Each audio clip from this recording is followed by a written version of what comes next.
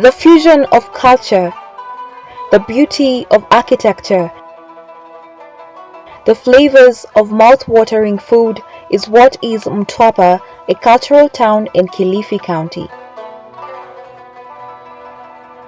Here, Swahili is not just a language, it's a way of life, a way of existing built on a foundation of a rich culture. Jumba la Mtwana is an essential part of the Mtwapa Swahili culture, having been a landmark area in the intermingling of the Arab traders and the natives of Mtwapa. Jumba la Mtwana is a historical and archaeological site on the coast of the Indian Ocean of Kenya. Situated close to the Mtwapa Creek in Kilifi County, north of Mombasa, the ancient stone town was gazetted in 1982 as a national monument legally protected under Antiquities and Monuments Act. So when we are talking about Jumba la Mtwana basically means a large house of slaves. When you are talking about slavery in this place, it doesn't necessarily mean taking human beings as a trade commodity. It's taking human beings as a source of labor, specifically in this place. The ruins of this small, quaint, ancient coastal town were dated back to the 14th century when the settlement was first built by Arabs. But how did this age-old town come to be? So Jumba la Mtwana is a settlement area that was established in 14th century, that is in 1350s, by some Arabs that were sailing along the East African coast, mainly for trade purposes. Yeah, and this is not the first place that the Arabs settled. Probably there are other places that they settled in the coast.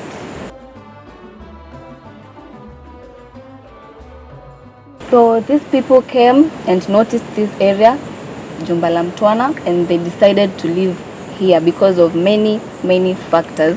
One of the main factors is that these people were sailing purposely for trade, so they had to look for trade items. And one of the trade items was ambergris. Okay, ambergris, you see the whale from the ocean, is something that they puke. Now that puke is what we call ambergris. And ambergris can be used to make very expensive perfumes and spices. Another reason is that this place is near a beach, and we say a beach is a coral reef. Now these corals pile themselves under the ocean to form a sort of a wall or a block. Now with that block, there's no any ship that can harbor beyond that reef. It was a factor in that there's no any foreign enemy that would attack these people. In case there is an enemy attacking them, they would see the enemy from afar and come and prepare themselves. Another factor is that at those times, that is 14th century, we are at the 21st century. So at that time, the water at the coastline had not become that saline like it is nowadays. So these people managed to dig some wells in the ruins, we will see them, and those wells provided fresh water. Since the settlement is centuries old, many structures have been dilapidated over time. There are, however, some recognizable structures amongst these ruins. They have been named for easy identification depending on the remains found. So we have the House of the Cylinder. It's called House of Cylinder simply because it has the two cylinders over here. That was not the initial name from the Arabs. Actually, this was a toilet at that time. We have a pit latrine over here. Yeah. And so as we know, Arabs, most of them are Muslims. And Muslims don't use toiletries, things like tissues and stuff. So in that cistern, that is where they used to put water. And then after they finish their work over there, they come and squat on these two pillars and then clean themselves. They scoop water from that cistern and then wash themselves. And now we have the House of Kitchen. It's simply called the House of Kitchen because in this place, this is where excavation was done in 1972 by a man called James Kirkman.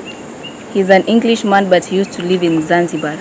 Now, after they did their excavation in this place, they found remains of pots and remains of Chinese porcelains. And they concluded that this place might have been a kitchen at that time. That's why we call it the house of kitchen. This is the house of many doors, simply called house of many doors because it has many doors, as you can see. This one, we have another one there. There's a door. Yeah, it has many doors. So the story behind this structure is that this structure was a house of a sultan, their elder. Now that is why we have its rooms bigger than the other rooms we've seen there. Yeah. And so if this house was a sultan's house, we have some other small rooms right there. That is where the sultan would enclose his slaves, from that small rooms there. Yeah, and the reason why he's enclosing them near him or near his house is to feel the sense of wealth.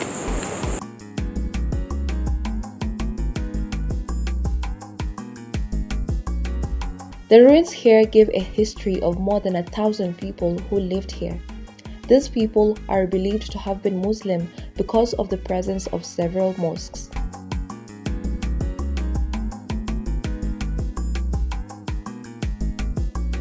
Near every mosque in these ruins we have a well, and it is purposely for ablution.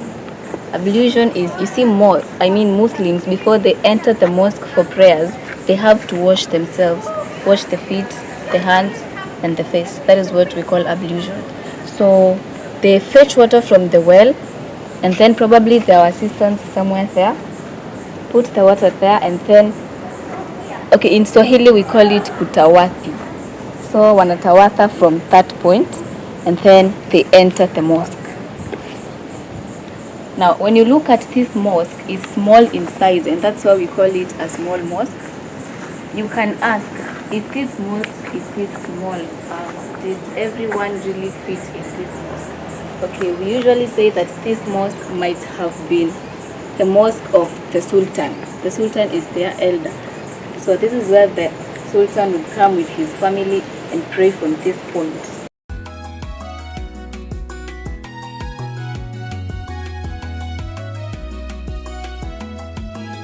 Can you hear me? Now that is just a simple illustration of how the Imam used to call worshippers into the mosque. Now this shaped curve of the Qibla helps to do that. It helps to echo sound back to the worshippers so they can come in and pray. Right here are 5 pillars which represent the number of times, 5 times, that Muslims are expected to pray in a day.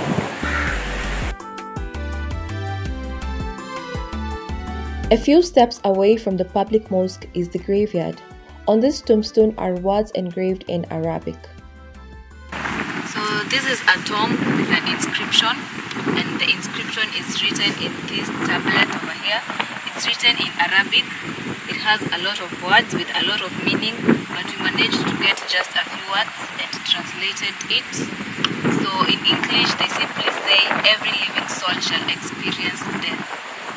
Yeah, and then we have this hole here. We call it a hole. Yeah, we have this hole here. Muslims also believe in life after death, just like the Christians. So this hole simply signifies death. So for you to experience life after death, you have to live first, then die, and now experience life after death. That is here in the graveyard. Yeah. Not only is Jumba Mtwana a historical place, it is also a scenic tourist destination. From the antiquity of the artifacts in the gallery to the jolly sounds of the ocean waves down south, this ruined village stretches for about 300 meters along the shores of Indian Ocean. But that is not all that sets it apart. The wide range of exotic and indigenous tree species are not just a sight for voyagers' sore eyes. They have infinite uses, including medicinal purposes for the locals here.